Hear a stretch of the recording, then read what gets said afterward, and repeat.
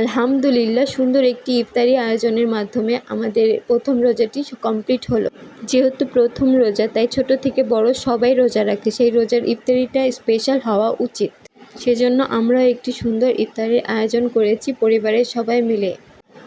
ডিম দিয়ে সুন্দর একটা আলুর চপ বানিয়েছি। এটা এত মজার, এত টেস্টি খেতে, আপনারা অবশ্যই কিন্তু এই ডিম আলুর চপটা ট্রাই করবেন। এর জন্য মিষ্টি স্বাদের জন্য আমরা বুড়িন্দা বানিয়েছি। বুড়িন্দা অনেক যারা মিষ্টি প্রেমী তাদের জন্য তো বুড়িন্দা ছাড়া চলেই না ইফতারিতে।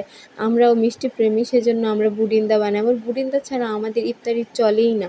সেজন্য সুন্দর করে বাসায় একদম সুস্বাস্থ্য পরিবেশে আমরা বুড়িন্দাটা বানিয়েছি। এরপরে ইফতারির জন্য সব তৈরি করছি।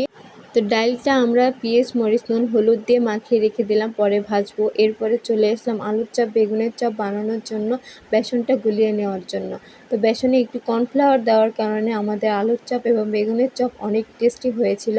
আপনারাও ট্রাই করবেন কর্নফ্লাওয়ার দেওয়ার। এরপরে বেগুন আর আলুর চপ রেডি করে নিয়েছি, এখন ভাজতে চলে গেলাম। এই তো বেসনের মধ্যে বেগুনটা ভালো করে চুবিয়ে করে তেলে ছেড়ে দিলাম, তারপরে ভালো করে মচমচা করে ভেজে নেব। বেগুনিটা একটু বেশি সময় নিয়ে ভাজতে হয়, কারণ ভিতরে বেগুনটা না হলে সেদ্ধ হয় না। আপনারা বেগুনে অবশ্যই একটু সামান্য পরিমাণ লবণ মিশিয়ে নেবেন, না হলে কিন্তু বেগুনিটা খেতে মজা লাগবে না। এ পর্যায়ে আমরা এই আলু আর ডিমের চপটা ভেজে নেব। ডিমের চপটা গোল হওয়ার কারণে ওটা ছাড়লে বেসনটা ছড়িয়ে যায়, তবু কী করার, যেভাবে পেরেছি সেভাবেই ভেজেছি। খেতে মজা হলেই হলো। এটা কিন্তু আসলে সহজে খেতে এত মজা লাগে, আপনারা কিন্তু অবশ্যই একদিন ট্রাই করবেন। আমরা প্রতিদিনই ইফতারিতে আলুর সাথে ডিমটা দেওয়ার ট্রাই করি, এটা দিলে অনেক স্বাদ লাগে। প্রত্যেকটা রোজায় ট্রাই করি যে ভাজা পোড়া খাবো না, অন্য কিছু দিয়ে ইফতারটা করার চেষ্টা করব। কিন্তু কি করার বলেন, ভাজা পোড়া ছাড়া যেন ইফতারটা জমেই না। এরপরে ডিম আর আলুর চপ ভেজে নেওয়ার পরে আমরা আবার পেঁয়াজও ভেজে নিলাম, কোনো কিছু বাদ রাখি নাই, সব কিছু সুন্দর করে যে সাজিয়ে ছলতে পরিবেশন করলাম।